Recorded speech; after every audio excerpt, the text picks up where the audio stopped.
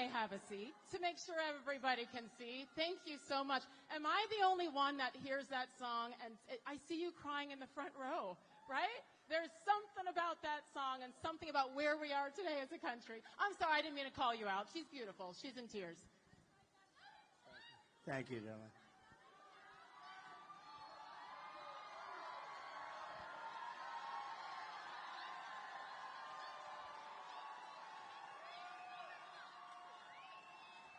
I would like to point out, and I mentioned it briefly, but the fact that Mr. President rushed here from a McDonald's in suburban Philadelphia.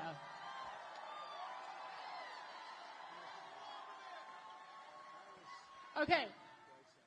You were there for a full hour flipping burgers, well, the we fryer? were there for a while, mostly fries. We didn't get into that. We'll have to come back for the burgers, I think, but mostly fries. And we had a tremendous crowd circling the McDonald's, and the people were great, really. The whole state, you know what I say, the whole Commonwealth is as good as it gets, right? Don't you think? The whole Commonwealth. And I just want to thank everybody. I think we're going to do really well. We're way up in the polls. We want to keep it that way. We want to keep it too big to rig, you know. It's too big to rig. We got to make it that way. But we're way up now, and we're way up in all of the polls, I think, for the most part. And we want to make America great again. It's very simple. We want to make America great again, and that's what we're going to do.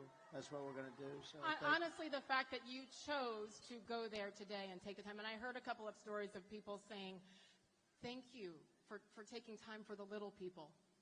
And your answer? To me, they're big people. I think everyone's, they're all the same, you know, but they said it was so successful. Honestly, the McDonald's just hit the rockets. I mean, you have to see everything. They said, sir, you don't have to do this stuff. I said, are you crazy? I'm not going to do this. They said, you can avoid this. Can you imagine that? I said, who's going to tell these people? I'm not telling. Hey, maybe we can make this more exciting than the McDonald's stuff. How about that? But there's no way I wasn't coming. I know this area very well, maybe better, and some of the greatest people. So it's great to have such a crowd. They have an overflow crowd. They have people outside trying to get in. And I was going to suggest, if anybody would like to give up your seat, anybody? One hand. I've never had anybody raise a hand saying yes. Anyway, thank you very much. Not happening today, but I thank you so much for making that trek from outside of Philly and now here in Lancaster. And then you have a busy night because we got some football to watch in Pittsburgh. Stop, all you Eagles fans. We can cheer for the Steelers tonight as well. I want to just give you a quick rundown. I mean, this is going to be, you know, Mr. President, he is as organic as it gets, right? So we are going to go everywhere tonight on all different kinds of topics. You may notice there's no teleprompter. Not necessary. We don't need that here. I'm just saying. So we have questions from the audience. We also have questions from a few of the lovely people behind me as well. We're going to go back and forth and take turns. So are you ready for this town hall? Let's go. The first question is someone I believe who is behind me. So you're going to have to tell me. I didn't get to meet you all. Bob, where are you? Hi, Bob. Here we go. Hi, Bob. Ooh. Come on up. I like that outfit. Oh, that's beautiful. Where did you buy that? I want to get one of them. Okay. That's pretty cool, actually. Can you help him out with an outfit? Absolutely. Absolutely. I got just your size. Mr. President, I start the afternoon off. My name is Bob. I'm a retired union worker from Hazleton on a fixed income. Many Americans in my position struggle to make ends meet. Will you commit to helping protect Social Security and Medicare benefits? A great question. The answer is yes. And, you know, when you say fixed income, because of Biden and Kamala, nobody knows her as Harris. You know, I can't use the word Harris. And, by the way, it's her 60th birthday, so I want to wish her a happy 60th birthday. Right? No, happy birthday. And many more, and I mean it. So, you know, I do mean it, actually. I'm just looking at this gentleman. You don't look like you're retired to me. You look like you're in the prime. You could be if you wanted to be, right? You're doing great. Look at the size of the arms of this guy. I don't know. He looks pretty healthy. So people on fixed income have been decimated by the Biden and Harris regime. This has been horrible what's happened to them because we had I think in history, I think in the greatest in history, they say no, it's 48 years. But I think we had the greatest inflation just about in the history of our country. They don't include everything. They don't include interest rates going from 2% to 10, but you can't get the money at 10, so therefore it's much higher. But the people that are hurt the most are people on fixed income, like Bob. And we're going to do a lot of things. For one thing, no tax on Social Security benefits for seniors. Are you getting Social Security? You don't look. What is your age? 57. You look a lot younger than that. Doesn't he look handsome? He's a much better looking guy than I am, and look at him. You look good, and you have a good family, great family. I've got a great family. That's great. So you were hurt though because of the inflation. I mean, people were hurt because of the inflation, and especially the people that are in fixed income. And here's what we're doing. Number one, no tax on Social Security for our seniors. That's a big deal. No tax on tips, also, as you know, and no tax for all different groups we're covering, right? And no tax on overtime. So if you work overtime, that's been the big sleeper. And another good one, I think something that's going to be really good is you can fully deduct your interest payments when you buy a car. We never did that. And a Wall Street genius called me up. He said, whose idea was that? It sounds pretty simple, right? But we've never done that. So you buy a car, you're going to be able to fully deduct your interest payment. That's a big deal. So you go out and buy a car. So we're going to do that for you. Also, that's a big thing. Also, very importantly, we're just going to make the economy better. Do you plan on working a little bit in terms of part-time jobs or any of that? Yes, sir, I still do. But one of the biggest things we're going to do is the economy is going to get good, but we have more liquid gold. This is what caused the inflation. We were energy independent. First time, I think, ever. We're energy independent, and now we're getting oil from Venezuela. We're getting tar from Venezuela because it comes out as tar. We have to heat the hell out of it. And it's done. There's only one place in the whole world that can do it, and that's in Houston, Texas. So for the environmental people, that stuff is going up in smoke in our territory, and we have the best, cleanest, the most oil and gas of any country in the world, including Saudi Arabia, including Russia, all of them. And we're going to be using it. But here's the thing. We will get your energy bill, everybody in the audience, including businesses, down by 50% from 1 year from when we take office. And when that happens, everything else is going to follow. So Sage, it was energy that caused, Bob, it was energy that caused the problem. And it's going to be energy that leads us back into the promised land. The energy went up, and also their spending, their stupid spending. They spent money on the Green New Scam at levels that nobody's ever seen before. They just they could have thrown it out the window. It would have been fine. So, and thank you for doing this. This is great to have you. I've seen so many great stories about this woman. She's a brave woman, a great woman. Beautiful, too, but I'm not allowed to say that. That could be the end of your political... if you say that a woman is beautiful today, don't be a politician. It is the end of your political career. But she's beautiful. So thank you for doing this. Thank you. Thank you. And what I love about what you said there is not just the promises, which, by the way, who was the first person to talk about not taxing tips? I'm just saying. Yes, you were the first. In fact, they've never said it again. She made it like a couple of months later. She said, and by the way, there won't be. Well, in the meantime, they're passing legislation that makes it very hard for people to skip or will, ruin their lives a little bit. A waitress, I was in my building in Las Vegas, and a waitress came over to me and said, hi. I said, how you doing? The government is killing me. They're after me all the time about tips and all this. And I said, well, that's very interesting. And she said, there shouldn't be a tax on tips. I said, that's an interesting idea. This is my consultant. There's a good waitress. She was great. And I said, that's an idea. I thought about it for about 15 minutes, and I said, what a good idea. But, they then came out like a month or two later. They made the statement. They got blown away because by that time, they're not going to be able to do it. They're not going to do it. Just like he was going to do the educational thing, with the debt. With debt, you borrow money to go to college, and they were going to just write it off. He's been talking about it for 3 years. It's totally dead. they won't get anything passed. We're going to get it all passed. We're going to get it done very, very quickly. So those things. But from your standpoint, Bob, the Social Security is a big deal. So we'll take care of you. And Okay. I love the fact that Mr. Trump said within the amount of time. You said, give us It's a gonna year. go fast. So it's not just a promise. It's, okay, give us a year to get this done. So thank you. That is huge I for all Americans. I have to say that this, that's right, you said 15 days. That's right. It's hard to believe. 15 days until we get to be great again, right? But we have, look, what they did is terrible because this guy won the nomination. He got 14 million votes. I'm not a fan, but he got 14 million votes, many more votes than anybody else. He had 22 people running. Kamala was running too, and she was the first one to drop out. Shockingly, he picked her to run, which, I think he wished he had that decision to do over again. And they took it away from him. They took the presidency away. This is the first time in the history of our country, it was taken away like you take candy from a baby. And I don't use the word, there are a lot of words to describe it. It's a coup and so they took the presidency of the United States away from him. And honestly, they shouldn't be doing it. And, they keep talking about a threat to democracy.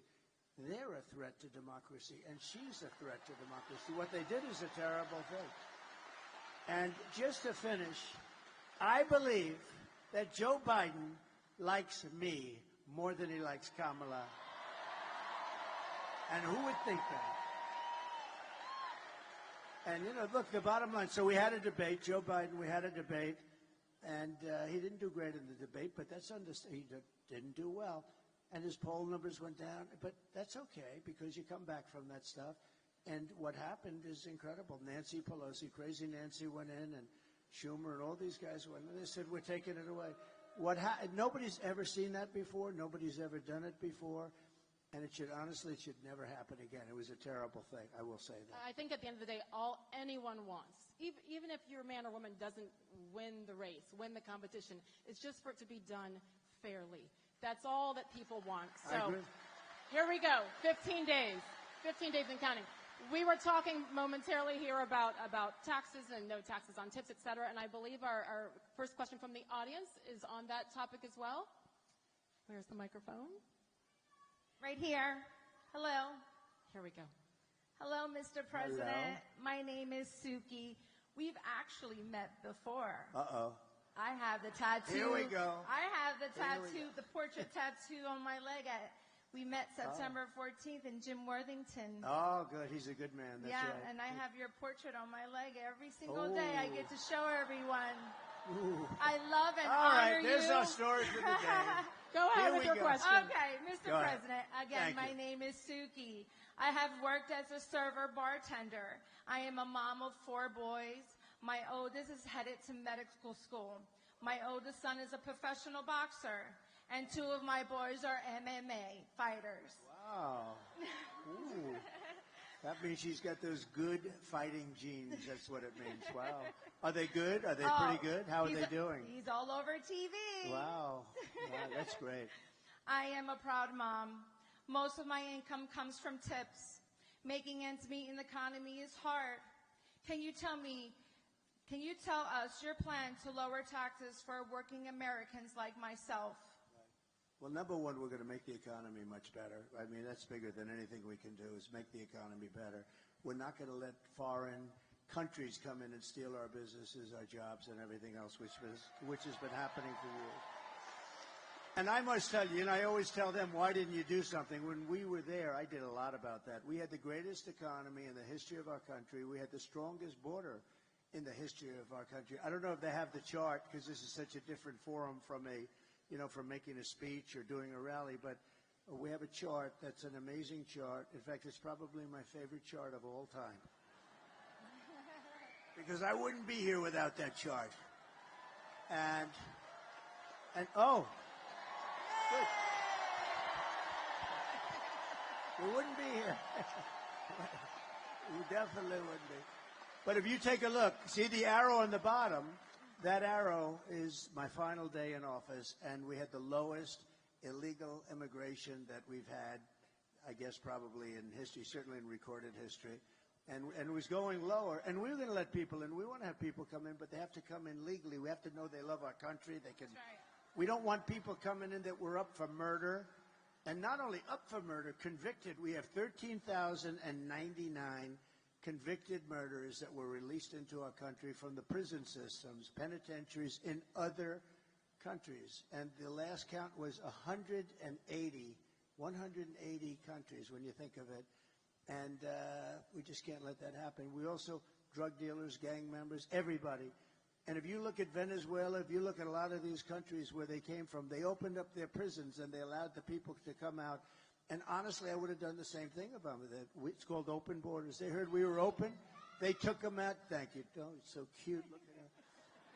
She's very politically wise at that young age, right, both of them? These are young kids, and everybody's liking politics nowadays. Well, we better win or they're not going to like it too much, I can tell you, right? They're not going to like it. So we can't let that happen. We're going to make our economy great, and you're going to really come along with it. And all of those other things that I talked about, including no taxes on tips, all of that's going to be just something very special for you. That'll be a great thing. Thank you. And tell your boys to do great. I'll be watching, okay? Ethan Mercado, look out for him. Okay, we'll be watching. We'll be watching. President Trump. Thank you. I love Congratulations. you. Thank you, hon. Thank you, Suki. And I think that is something that has not been talked about enough. We will get there a little bit later in this town hall as well, but the effects on the economy because of the open border. Yes, safety, but also the financial drain in every aspect. So we'll get into that a little bit more as well. I have to tell you that, if you look at the polls, they'll tell you that the biggest thing is the economy. Second thing is the border, but I think this is bigger than the economy. I think when you talk about the economy, I think you have to include inflation in the economy because the inflation's the worst we've ever had. I think it's just absolutely, in the old days, they used to call inflation a country buster. You go back hundreds of years, Germany had big inflation. It was destroyed. Other countries were destroyed by inflation. With all of that, I think what's happening at our border, where they're allowing millions of people to come into our country every year, totally unchecked and unvetted, coming from prisons and mental institutions and coming in as terrorists. We have the highest level of terrorism, highest level of terrorists that we've ever had. We've never had this many terrorists come in. We had one year where and I don't even believe this myself, the Border Patrol made these charts, and in 1 year, in 2019, I guess it was, they had 0 were allowed. Now, I think it's probably wrong. There must have been some, but 0. They put it down as 0. And this was not from me. This was from them. And the following year, it was 11. And now we have thousands of terrorists coming into our country. And nothing good can happen with that. Nothing good is going to come out of that. So I really think it's a big part of the economy, too. But I think the number one threat that we have, and I actually think the thing that people are going to be voting on most is what's happening on our southern but our southern border. And I think it's the number one thing that people want to talk about. Yes, I totally agree. And we love that chart, too. I love that chart. Too. I sleep with it. I kiss it when I go to bed. That's a great visual, Mr. President. Let's keep it going on the topic of safety. Our next question is also from the audience here. His name is Chris. Chris, yell out. Where are you? Here we go. Same spot as Suki. Hi. Hi, Chris. Hi, Mr. President. Thank you for coming to Lancaster. As the Lancaster County Sheriff, I'm committed to upholding public safety and reducing crime in our community by working closely with local law enforcement and other partners. How does your plan for law and order in your next term support local sheriffs, like myself, to ensure we have the resources needed to protect our communities? Great question. Are you the current sheriff? I am. Yes, yes, sir. Very good. Wow, that's pretty good. You look like it. That's pretty good. Can I, real quickly, this is a statistic that I know you know, Chris. In the Commonwealth, 49 of 67 county sheriffs have endorsed Donald J. Trump. I was one of them. And the rest are coming because nobody's endorsing. We have the endorsement of almost every law enforcement agency group in the country, so it's good. They have none. I don't think they have any. So thank you very much. I'll give you an answer to that. So we have to protect our law enforcement. we have to indemnify them against the bad things. You know, if you do your job, well, oftentimes they go after you. They want your house. They want your pension. They want to fire you.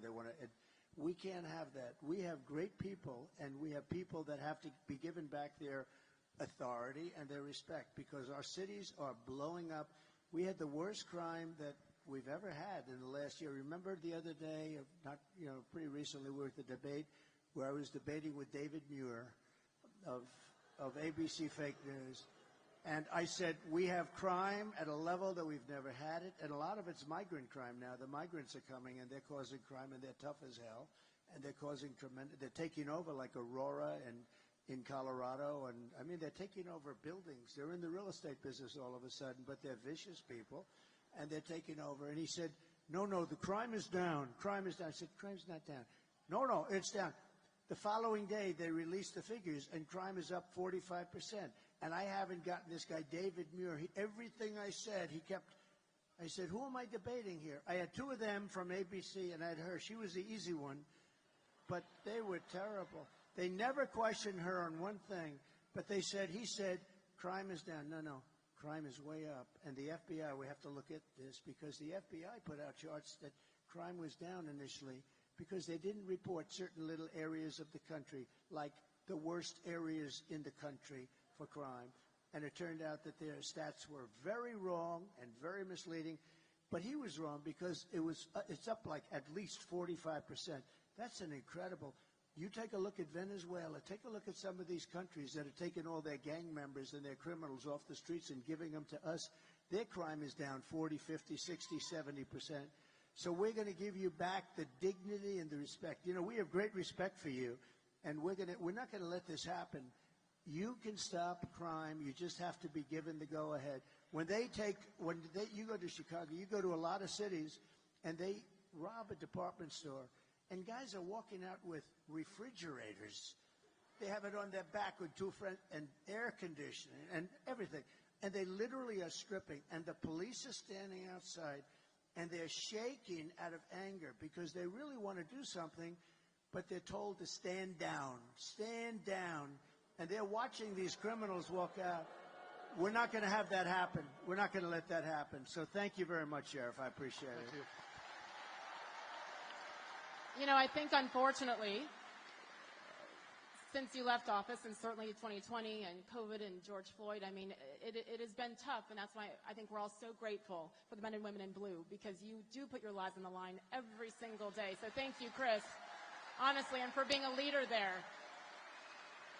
But I'm sure that is something that these sheriffs have to worry about, to encourage men and women to come back to the police force, that they will be supported on a federal level. It's become more and more dangerous. I mean, I visited a great family in Long Island where a policeman who was killed said, please open the door. They opened the door and they start firing.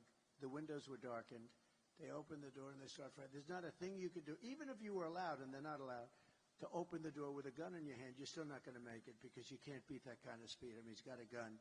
And they started firing. He died. I went to the funeral. He died, and I paid my respects to the most beautiful family, and they can't even believe it. But the wife was telling me that she was so afraid it was going to happen. And things are happening today. It's a very dangerous profession. Of course, being president is a very dangerous profession also.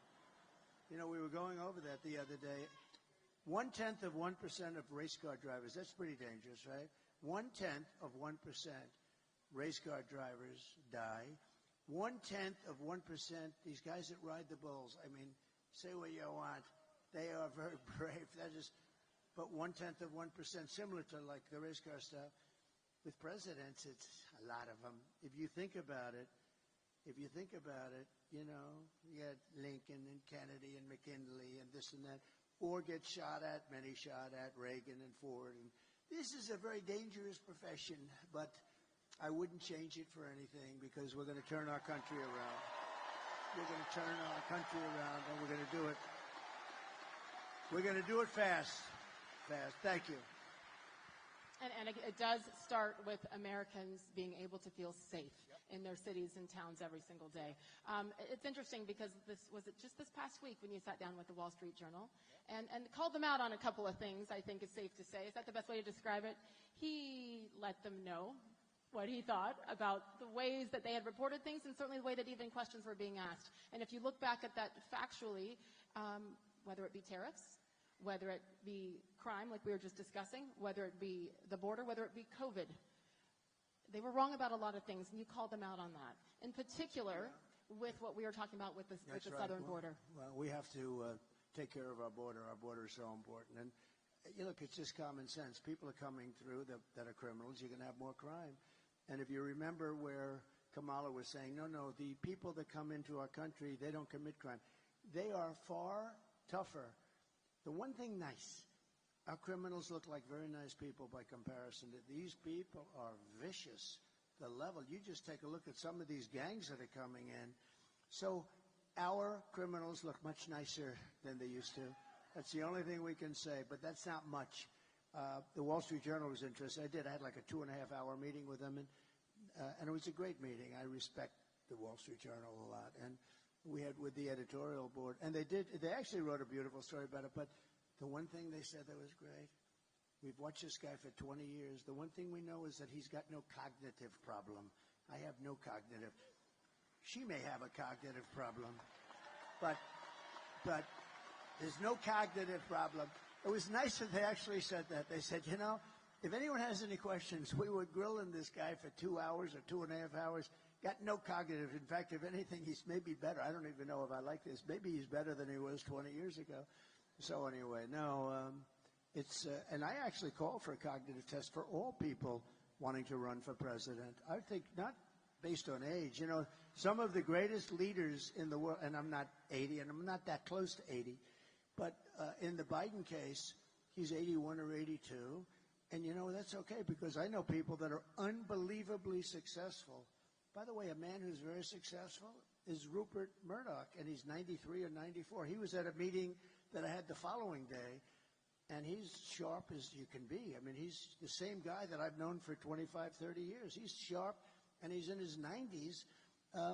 We've had some of the greatest leaders in world history that are in their 80s, but it was very interesting because in reading the article, it was a great article.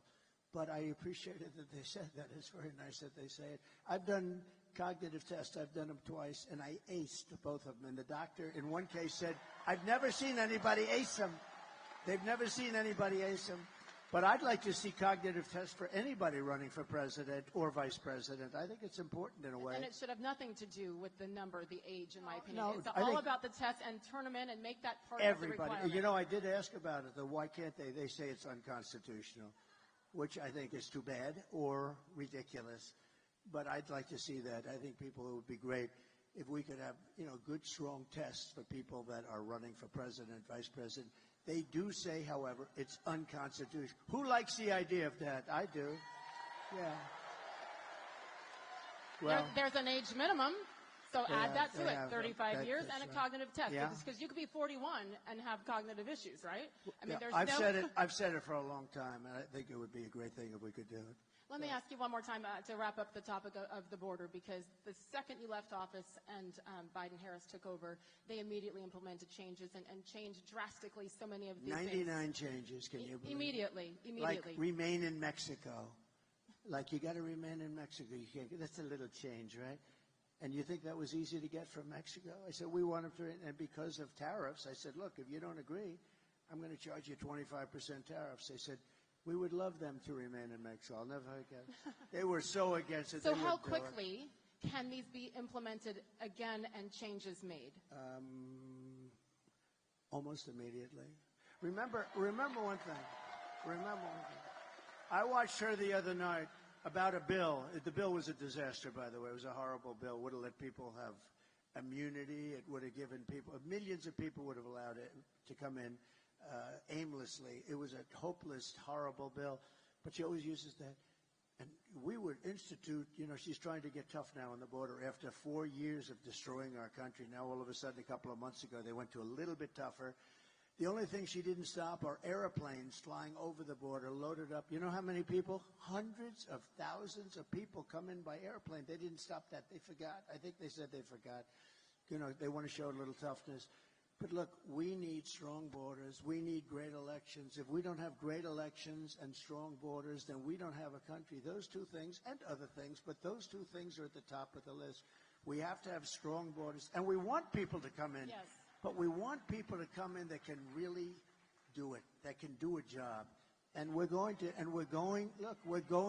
that. We're going to get that. But we have to get rid of the people. We have to get rid of the people that are now there. She is so bad. Remember what she said. I'm sorry, when you say get rid of the people who are there, some of the illegals that are here? No. I'm talking about the politicians. The politicians. That are allowing Okay, this I'm to making happen. sure. No. We have to get rid of the politicians. And remember what she said? She was interviewed on numerous shows and she couldn't come up. What would you do different? I can't think of anything. I don't know. She can't think. Do you know that 325,000, now think of a stadium, a big stadium being filled up many times. 325,000 children are dead or missing under there. They came across the border or they didn't. They're all dead, missing, or into sex slavery or slavery. 325, many of them are dead. I'm sure many of them are dead. Probably their parents will never see their parents. Like any parent, they want to see them. They get kidnapped, they get taken. 300, and they come through an open border. They're missing or dead, or they're in slavery. 325,000. Think of that. Think of what that means. The numbers, like unheard of. And remember, what would you do different? Nothing. I wouldn't do anything different. So immediately she's disqualified because he's the worst president in our history. She's the worst vice president in our history. And to think that, she's running for president is pretty ridiculous.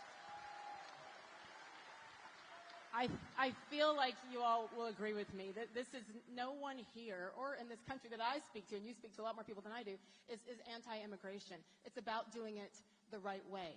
And now we sit here, and I know you hear this everywhere you go, Mr. President, where you hear people saying, send them back, send them back. That process is not easy. No, but we obviously cannot even take care of the tax-paying Americans in this country. Yeah. So when you hear send them back, and some should be sent back based on a quote-unquote resume, what is that process like? So let me just tell you, again, it gets down to the sheriff and local police. They know everybody in town. They know their names, their middle names. They have serial numbers. They've got everything. They know everything. They know all about these horrible criminals coming in from Venezuela, coming in from Colombia. They know everyone. Local police.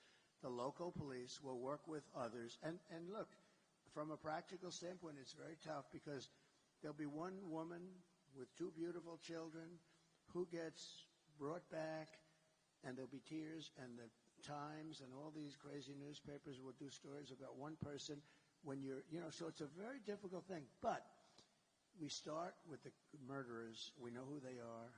We don't know everything about them because they've been let in without being vetted. But we start with the murderers. Nobody wants to have murders. These are people that some were getting the death penalty. They were going to be executed in their own. Some killed more than 5 people. Some killed more than 2 people. One killed like 9 or 10 people. We want them out. We start with them. We start with the drug dealers. We start with the people that are causing. Oh, by the way, you start also with the terrorists. You got to get them out.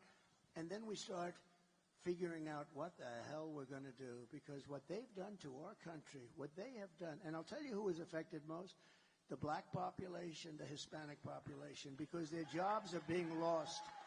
People that had jobs for years are losing their job now to people that came into our country illegally. So that's a really, and they're starting to see it. The black population over the last short period of time, their unemployment numbers have just skyrocketed. The reason is people coming into the country illegally are taking their jobs. So, and I'll tell you what's going to be affected very much are going to be unions. But you're going to see things happening that are it's just too much. In one town in Ohio, think of this, a town of 52,000 people, they put 32,000 illegal migrants in this town, right? 32,000 illegal migrants into a 52,000 people town. In Aurora, They have people that are running in and walking down the streets carrying weapons. And the landlords of the building are saying, I don't know what I'm going to do here. They're collecting the rent in the building for themselves. I mean, and this is happening all over. This is happening all over the country. You know, we mentioned a few different places, and a lot of mayors don't want to talk about it because it's bad for the reputation of the state and the town or the city that they're in. But look at New York, what's happened. Look at Chicago. Look at Los Angeles, what's happening. Our country's being destroyed by incompetent politicians. And, you know, all they have to do, remember this, when they say a bill shows that the bill wasn't passed because the Senate wouldn't want to go against Trump. He called. It had nothing to do with me. The bill was no good. But listen, all the president has to do is she gets to the White House, wakes him up. They call because it's after 4 o'clock. He sleeps after 4 o'clock. Get him the hell down to the Oval Office and say, President, sign the bill. All he has to do is say, the borders are closed. Tell that to the Great Border Patrol.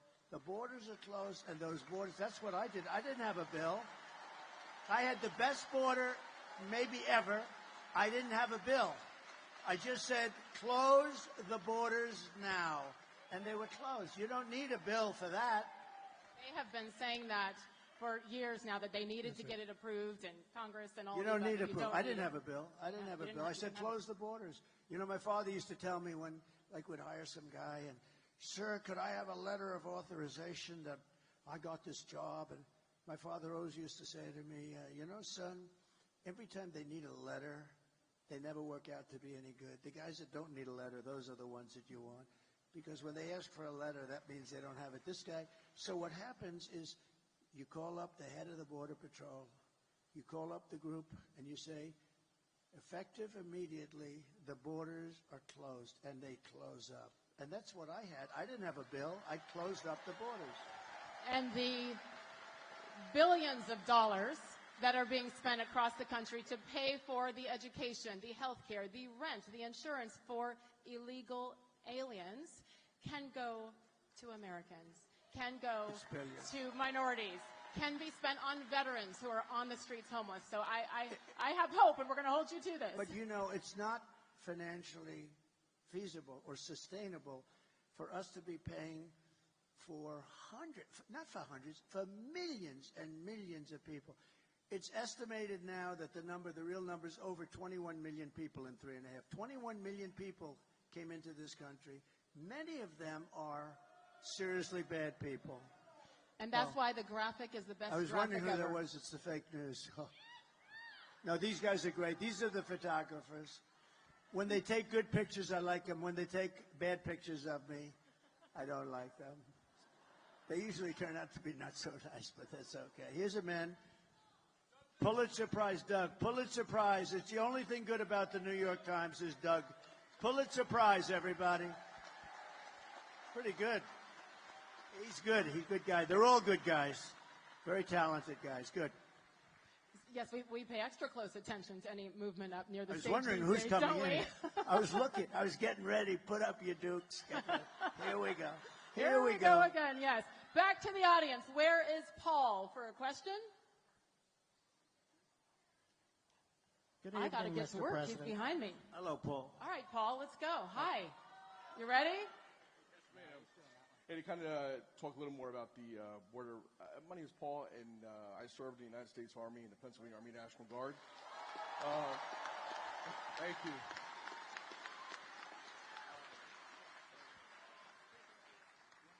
We got to get you on camera, you know? Let me get up. These are the most uncomfortable chairs, but I think we'll get up. There is no chair like that chair. I'm so glad you said it. How are you? Nice to see you, man. Nice That's great. to meet you, Go President. ahead, please.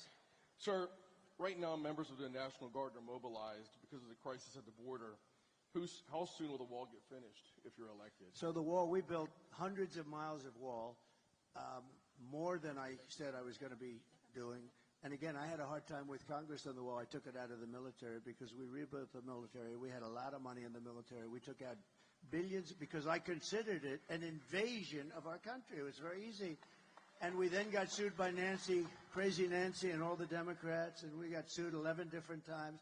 We won all the suits. It was brutal, but we were sued a lot, and we got hundreds of miles of wall built. And then I said, let's add some more. And one of the reasons we did have the great success is because I got the wall built. I was building wall at levels that nobody had ever seen, and we were going through tremendous obstacles. It was hard, but we got it done. And then I said, let's add 200 miles, because there were certain areas. You know, it's interesting. When you add wall here, you got to add a little more wall here, and it's like water. It's like water. And we were ready to do that. We ordered 200 miles. It was ready to be thrown up. It could have been thrown up in 3 to 4 weeks. And then we had a very unfortunate election. And these characters took over. And I said, you know, something's going on. They're not putting up the wall. They have to put up the wall. It would have been unbelievable, totally secure, very hard to get through the wall. That was the wall specifically that Border Patrol and all of them wanted. This is the one that they wanted. It wasn't what I wanted. I wanted to have concrete plank going up 30 or 40 feet. They said has to be steel, has to have to be able to see through it, et cetera, et cetera. And this is a combination of steel, concrete, and then rebar in the middle, each one of those pieces. And then I told this here, they have an anti-climb panel on the top. And I hated it because I didn't like the way it looked. These things were so beautiful. And we had to put the anti-climb. But I said, no way I'm going to do that. I hate it. It was costly, but I hated it. And then we had people climbing.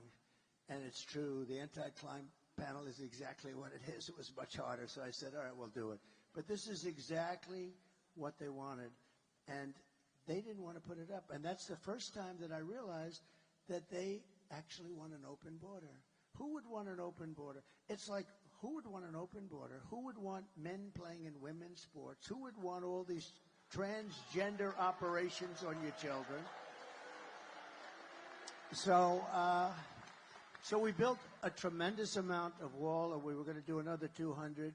But I got Mexico to come in, and they gave us thousands and thousands of troops while we were building the wall. That was hard to do. Remember, I always said Mexico will pay. They paid much more than what I was talking about. They gave us troops. They did a really good job. They didn't want to do it. They said, no way. And I said, way. And they said, no, we're not doing it.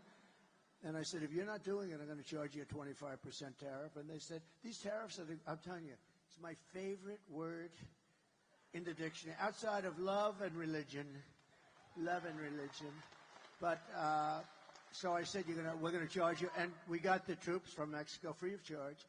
And they were, it really did the trick. We had great success. But the net result is all of this wall that we built, they ended up selling for 5 cents on the dollar.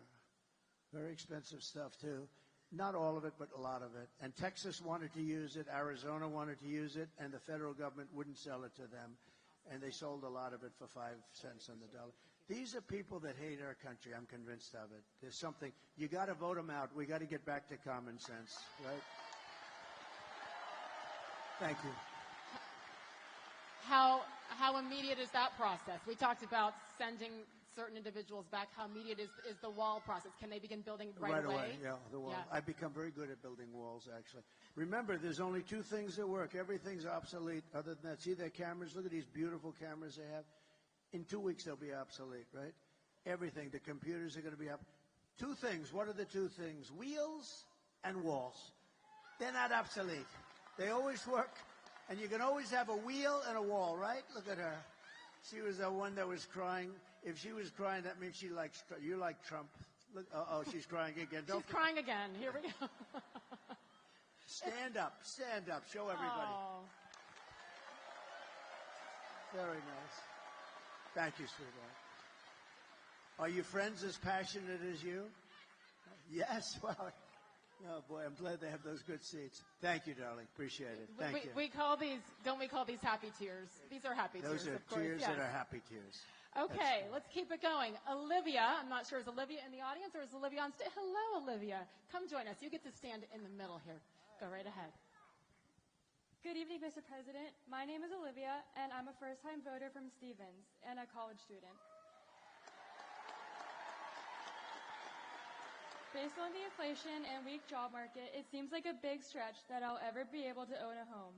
What is your plan to help bring down inflation and make life more affordable for Americans like me who are just starting off? And a home is a big deal, right? Yeah. You can't have the American dream because I'm giving the American dream. I gave up so much during During that 4-year period, we had the greatest economy, we had the greatest everything, and people were back to a thing called the American dream. I'm so glad you used the term. We're going to get interest rates way down. There are some places, 35% the cost of a home are regulations and nonsense that shouldn't be, between long-term zoning where it takes years and years to get it developed. We're going to take a lot of that out. I did, and they put a lot of it back in. The environmental approvals are terrible, just terrible, so ridiculously bad. And we're going to get it taken care of. We'll bring down the cost. The biggest thing with two things: make the economy good so you get a lot of money, right? Make the economy good. And the other thing is interest rates. We're going to get interest rates. Right now, you can't get money. Even if you had a good job, you're paying 10%, you're paying 11, 12%, and you can't get it. When I was president, it was 2.2% interest, and now, and the money was all over the place, and now you can't get the money. So we're going to make sure that you can get the money. And who's going to occupy that house with you? Right now it's just me. But a beautiful family eventually, right? Huh? I'll bet. Thank you, darling. Thank you. Thank you, Olivia. How about that first-time voter, Olivia? Great. Gets to ask the president a question. You go, girl. Good job. Let's keep it up. Right? Where's Ty? Ty, hello. Come on up here, too. Right in the middle. I like that. You like that, everybody? Should I do it? Should I do it? What do you think? Should I grow one of The goatee? She said yes. Why not? Come here. Thank you very much. Let's go. Good evening, Mr. President. We'd like to first thank you for being here and taking questions from us. The people of Carbon County would like to thank you for your service and commitment for making America great again. My name is Ty. I'm a small business owner. I've seen the detrimental effects of Kamala on the war on coal and rising energy costs. When you were president, the average price for gas around here was about $2.50.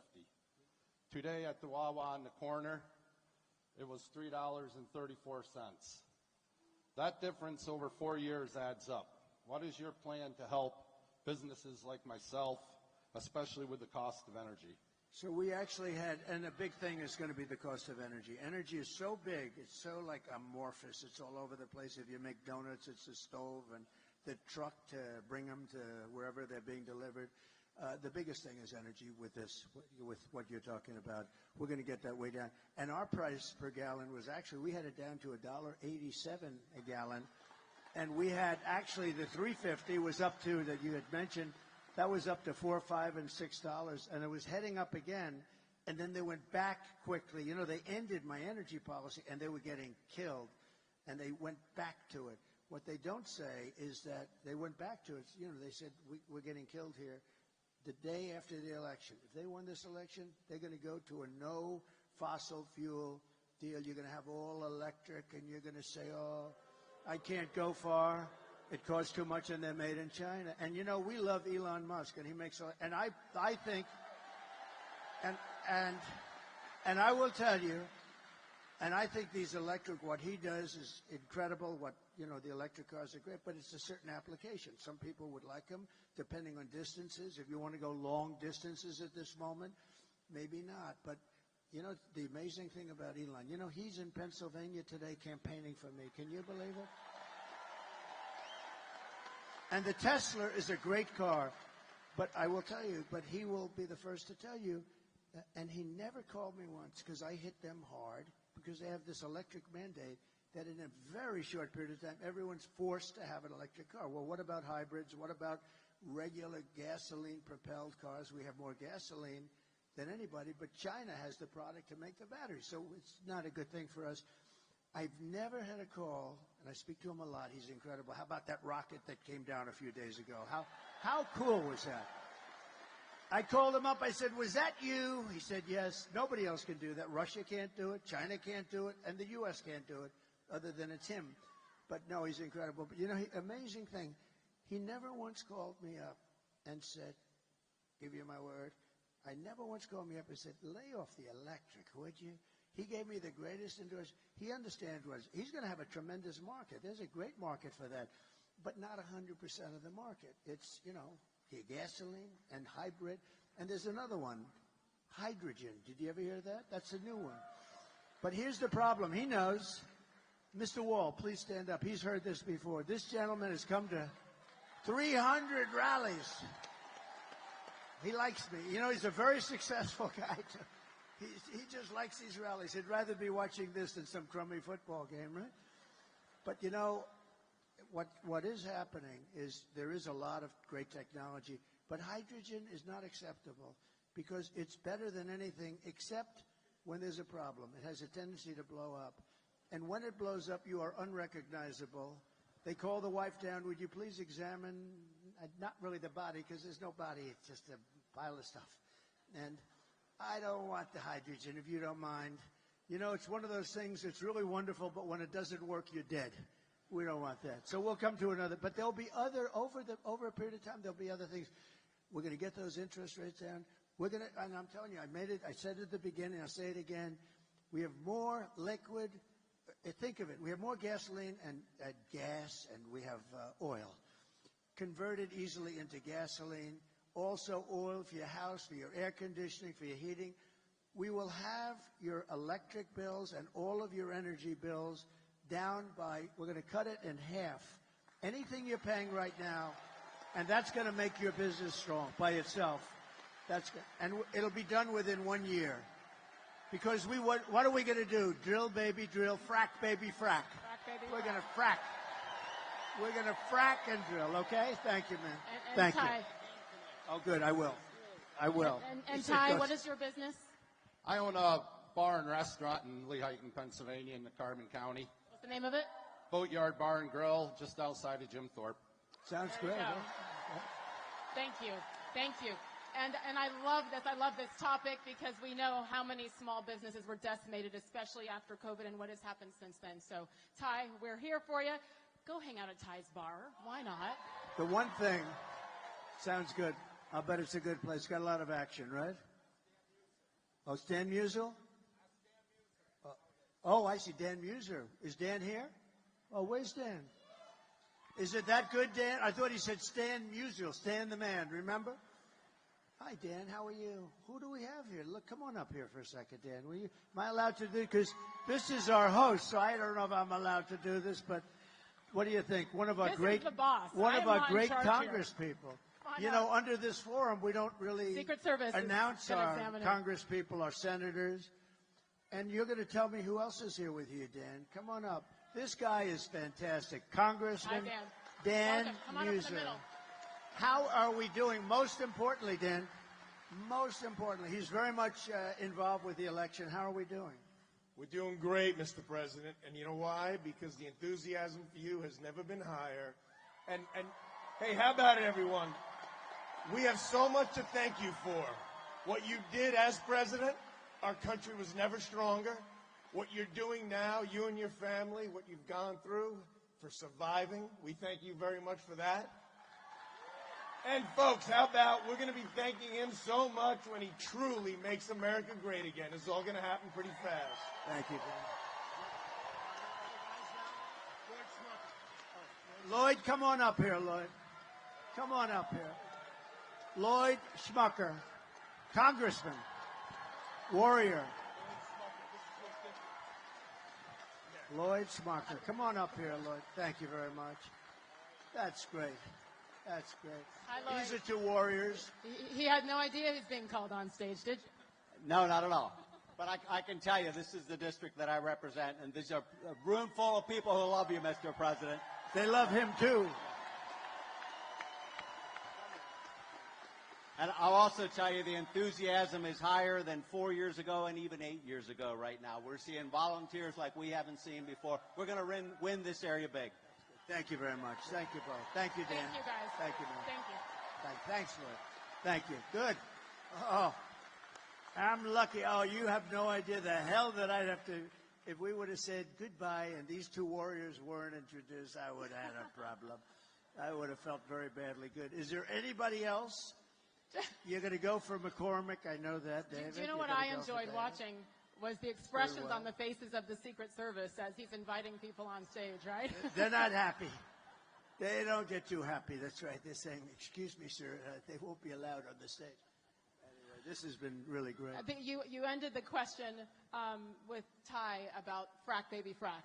And Going to frack, baby, frack. Frack, She baby, is frack. not going to frack, by the way.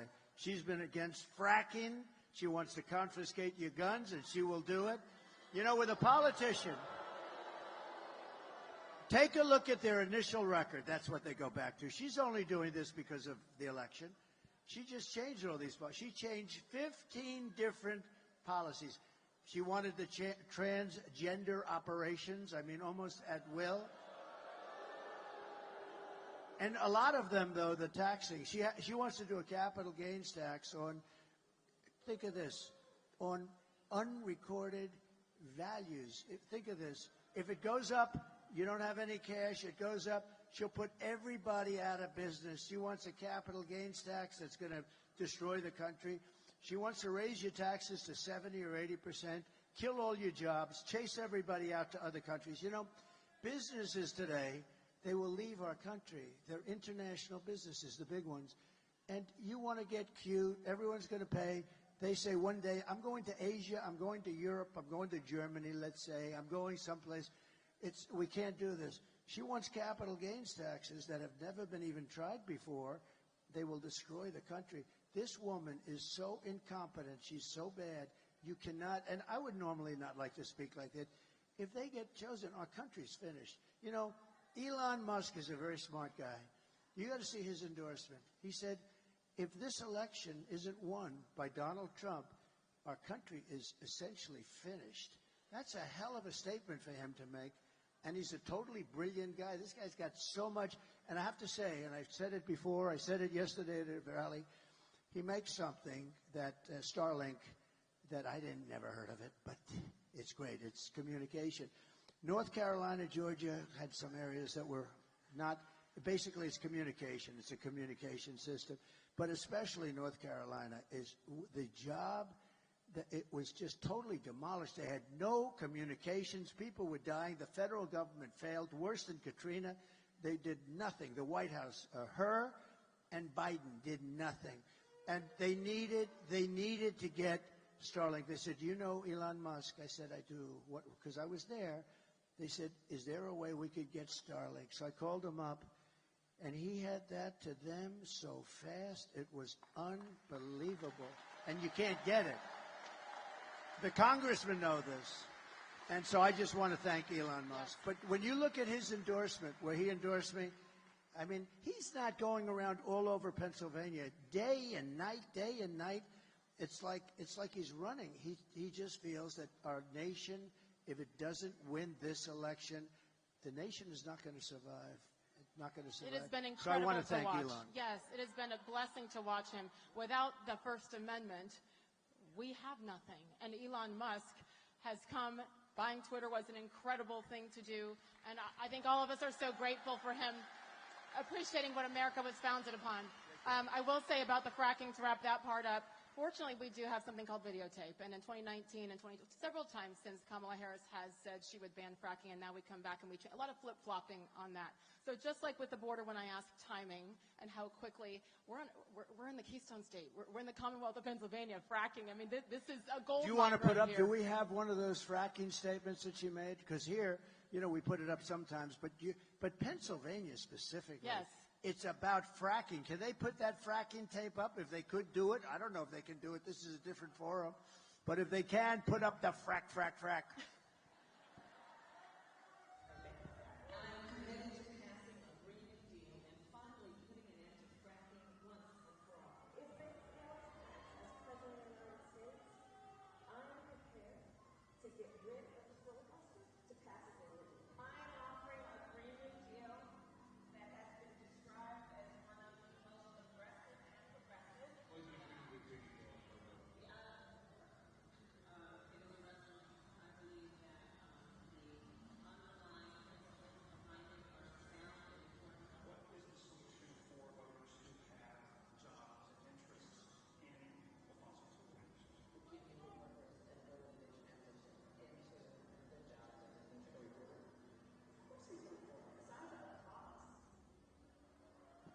So there you heard it. Good job backstage. Give him my wife. I said, give me that fracking statement. No, she doesn't want fracking. She's never wanted fracking. And by the way, she destroyed one of the greatest cities in the world, San Francisco, destroyed it. It's not even livable. She destroyed it, and she destroyed, along with Gavin Newsom. Have you heard of him? Terrible, one of the worst governors. He'll go down as one of the worst governors in history, Gavin Newsom. But the two of them destroyed California. How do you destroy California? The ocean, the temperature, everything is, it's like the perfect place. They're destroying it. They had more people leave it, think of it, than come in. First time, I think, ever. It's an incredible place, and they have virtually destroyed it. And she's not going to, she will not destroy, we're not going to let her destroy America. That's all there is to Fracking. it. How soon? How quickly? How much in Pennsylvania? Well, we have to go. You know, what you're doing is fracking, but you can do much more. You can do double and triple what you're doing right now. You're restricted by so many different things that they put on. So we're going to let them frack, like a duck. Frack. You can do 3 times what you're doing now and even 4 times, and you can do it. And it won't have any impact on you. It's not going to have any impact. So we can, and tremendous money. You can lower your taxes for the state.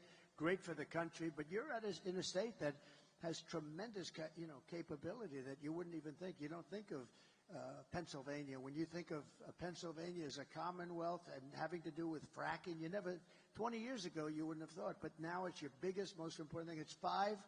The Commonwealth of Pennsylvania produces 500,000 energy jobs. They'd be wiped out. So they can actually do a lot more if they wanted to, if they were allowed. I will allow them to do a lot more. We're going to get your energy bills down at a level that you haven't seen before. It's going to make a big difference. And here we go. We have time for one final question. Sarah, come on up, girlfriend. Hi, Sarah. Hi. Nice to have you here. Good evening, Mr. President. My name is Sarah. I'm a veteran, U.S. Marine veteran, and Great. And I'm a Purple Heart recipient. Wait. They didn't hear this part. This is very important. Please say it again, Sarah. I'm a U.S. Marine veteran and a Purple Heart recipient of Lehigh County, Pennsylvania.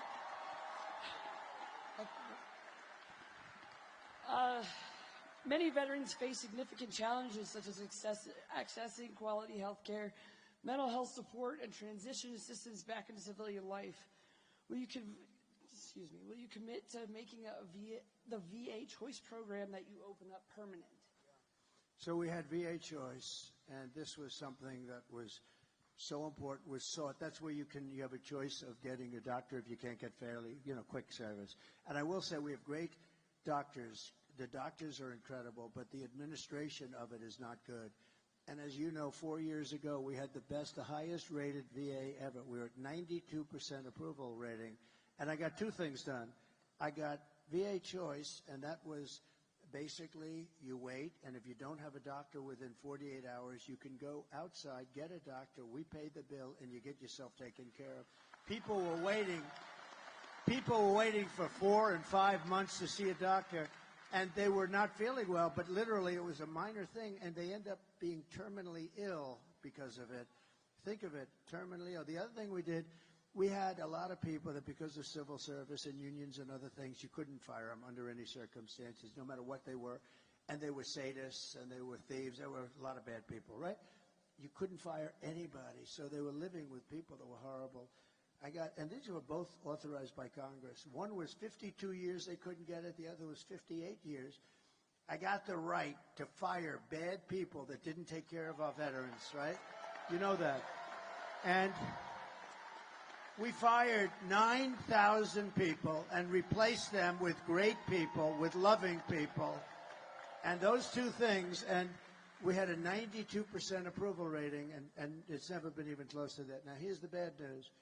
They're very rapidly breaking the system up. And they've hired a lot of the people back that were terrible and that we fired.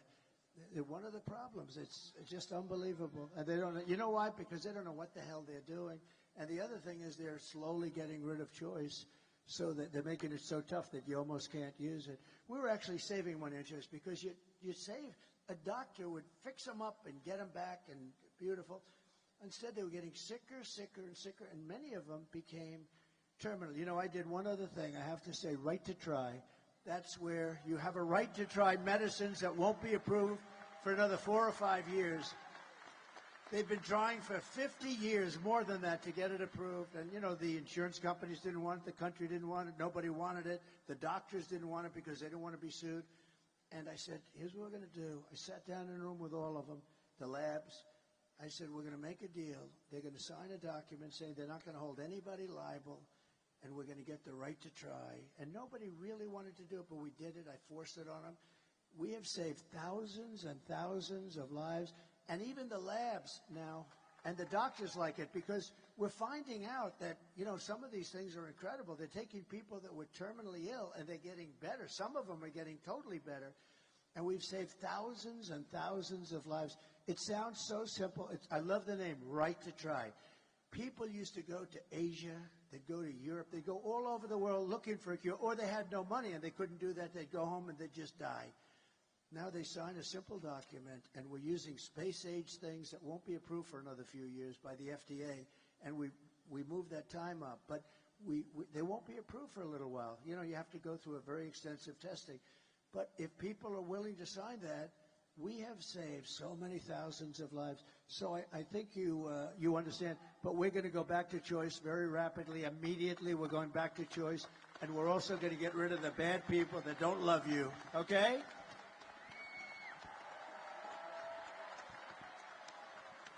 Thank you, Sarah, and thank you for your service. My goodness. Army brat here. That's where our roots are. Our servicemen and women, our first responders, that's where it is. And so thank you, Sarah. Thank you so much, and congratulations. I want to wrap up on this, if I could. I had the opportunity a few months ago to talk to your lovely daughter-in-law, Laura Trump, on my show. She is incredible. She's an incredible woman. She is obviously so committed to bringing you back to where you belong. She's an incredible mother. I've been traveling with her a lot lately, and she's amazing. And one of the things we talked about on my show was the why with you, because you have a lot of other things you could be doing right now. Your bank account looks pretty good. You have a few golf courses around the country. You have a few buildings here and there. You had 4 incredible years. You have grandchildren. You have another one on the way. Congratulations to your daughter, Tiffany. One of my favorite moments with you was watching the RNC and watching your daughter, your granddaughter, 17 years old, on the stage, and what that must have felt like for you. So there's so much that you have, and then you come out here, and you just said it's such a dangerous job, and you choose to continue to do this when you don't have to. It's safer, it's cheaper, all of the things to not do what you're doing today. Why? Why? So, thank you. Thank you.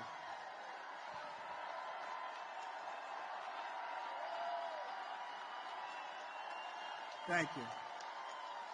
So, I probably am asked that question more than any other question. They say, thank you. Thank you very much. Thank you, everyone. I think I'm asked that question maybe like, why do you do this? Or if you had it to do again, sort of a similar question, would you do it over? And the answer to that is so easy and so emphatic, yes. But the reason is, I was saying to, in a sort of kidding fashion the other night at a rally with these great rallies, and I was saying, I didn't have to be here. I was in the middle of a little bit of a rough area, and I loved every minute of it. We had, I think, 28,000 people. We had 101,000 people in Butler, you know that. We had 107,000 people in California the other day. And I said, here's the story. I could be anywhere I want. I could be on the finest beaches having that sun go over that very white skin that hasn't seen sun in years. I could be hit in the face with beautiful waves of salt and beautiful salt water. I could be wherever I want, and I have great properties all over. Or I could be here with you people, and you know what? I would rather be here with you than any other thing that I can do, because you have a lot of people that are rich or wealthy and they can do what they want to do. But we're doing something that's unique. This is the greatest movement of all time. We're going to turn our country around. Our country is really, it's a failing nation. I don't care what you say. I mean, we're laughed at all over the world by other leaders. 4 years ago, we were respected by everybody. China, Russia. Russia would have never gone into Ukraine. Israel would have never been attacked on October 7th. We would have never had the most embarrassing moment in the history of our country, which is, you saw what happened in Afghanistan, the Taliban. We would have never had, think of it, we would have never had Afghanistan. We were getting out, but we were going to get out with dignity and strength, and we were going to keep the big air base Bagram because it's 1 hour away. Spent billions and billions of dollars, just about the biggest, most powerful, longest runways in the world. We gave it to China. They gave it to China. China is now operating. We were 1 hour away from where China makes its nuclear weapons. We gave it up. Would have never happened. All of these things, we wouldn't have had inflation because our energy was so good. Energy caused the inflation, what they did with energy.